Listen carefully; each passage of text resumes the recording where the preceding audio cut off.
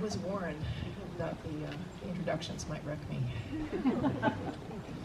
And what an amazing place, and thank you for being here. And I'm kind of shaking because it's so incredible to be here with you and with these readers.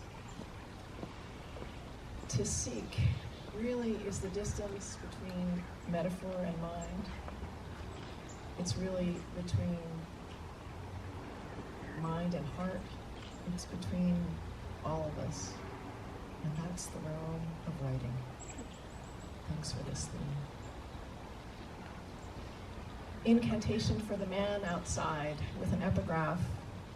In the morning, while it was still very dark, he got up and went out to a deserted place, and there he prayed. Mark 1:35. There is no silence like the night by the train station after trains leave, after moonset, after Venus moves in an arc across the night to a spot blocked by Earth. There is no silence like the brown bag, crumpled, supple, drenched, the doorway filled with sack and trash, the way the viewer's eye reduces the weather-beaten man to drink. There is no silence like the one in the tongue whose words wait for tooth and breath and nerve, where threat floods the brain, knocking thought out. What silence can there be for him when all sound is threat? When outside is razor wind, when piss rims the nose, when inside is forbidden, or inside the mind a movie plays too loud. The din stretches dawn to dusk. Pray. The morning is still very dark. Pray. Pray, make the silence safe. The honor of teaching in a community college for 25 years is the students. Period. After 40 years, what the Vietnam veteran had to write. It's also light and happy. A colossus shivering in the air-conditioned class, he wrote what he told no one, a secret layered like rice terraces rising to mountaintops. On a mission the U.S. would deny, his helicopter and 2 gunners were shot down out of bounds in Cambodia. He shuddered inside a jungle tree for 3 days. Viet Cong passed so close he heard their breath. To silence his screams, he gulped bugs eating his bloody bulk until the swoop, swoop, and pop of Americans in a medevac grabbed his muck scrap body and flung him into a chopper. After Vietnam, he tried to leave Earth by forging iron 50 stories up, years of scraping the sky with girders. High on pot, so high he could hold the Earth's curve in one hand, the other hand loose on a cable suspended by a crane. He was never dizzy until he had a daughter. His bone and blood then tugged his cloud eyes to ground and forced this story like an abscess lancing pencil written between blue lines.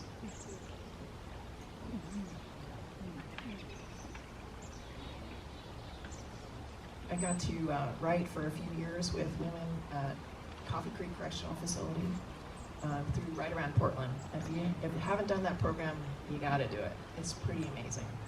And they bring a curriculum in, and one of the things you do is you bring in famous pieces of writing and have the writers respond to it, and you write as well. So we all got to respond to Jamaican Gade's Girl. Talk about sassy. For every girl, this is how you break a heart slowly. Avert your eyes when she asks about your day. Say, fine. Don't ask about her day. Don't buy the dry white wine or pick sunflowers or caramelize onions for her meat. This is how you break a heart fast. Cheat. This is how you break a heart completely. cheat and lie about it and blame her. This is how the heart eats itself. It beats with hope and is beaten. This is how a heart learns to beat again. Practice. You say, please, and she says, possibly, and you say, thank you, and she says, you're welcome, and you get out of the way. This is how you bear her broken heart. Look in her eyes, confess everything. Claim the pain you put there and choose her.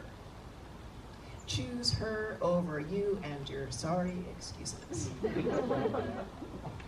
If the heart learns to beat again, then offer to walk on your knees for as long and as far as she wants you to.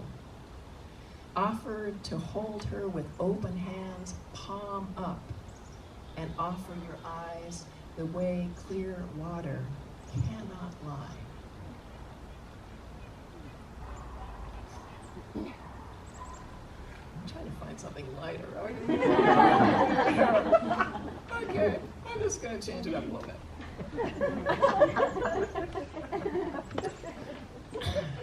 I used to row every morning on the Willamette, and you get to see lots of things in the morning. I wrote a bunch of these poems in 1996. Oops, forgot there was a flood. So got on the water. It was a little bit fast, a lot of big current. Okay, so but somehow you get the inspiration anyway. Pleasure and need. Imagine you are an island parting a river, a knot in wood, an iris in grass, a volcano cutting clouds. Imagine your legs are the river parting, the island supple, a tongue. Imagine waves wrapping your island in the flow, my hold on you firm, shimmering. The flood. Now you firm beneath the pull of me, lapping, my belly slides down, my breast dripping thick, rain rushing from hills, sloped like your neck, once sinews of sand, now currents converging. Waters receding, you will remember white kisses ringing each limb, water brushing sweet places as I wane, you will rise up, oh island.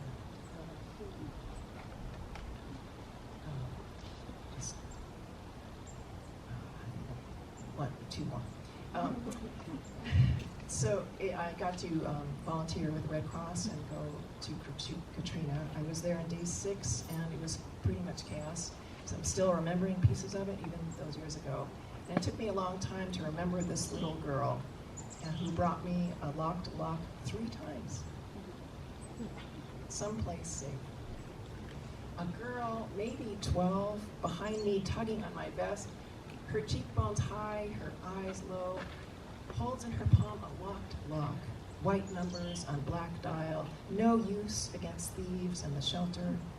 This black girl, so silent, and I so white, both spinning and locked in our combination, her need to make things safe, my need to make her safe.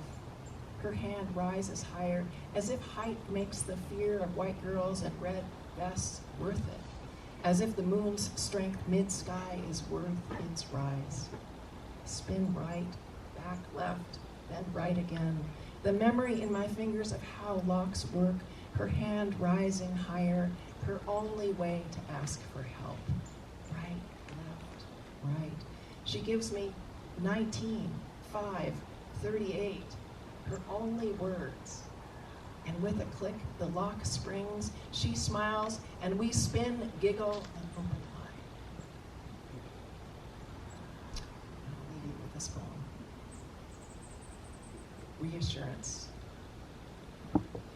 In late March, the river smells of cottonwoods, their blossoms hanging down and dropping, catkins, purple-gray and sodden on the ground. Under the Selwood Bridge, fishermen gather in boats, like geese pointing into wind. In this part of spring, forsythia and cherry and pear bloom, and the streets snow with petals. This is the time of year I fall for you all over again. Your arms holding me like rivers taking islands. Your eyes, the sky around the moon. The nights so still. We know that more will come, and we can bear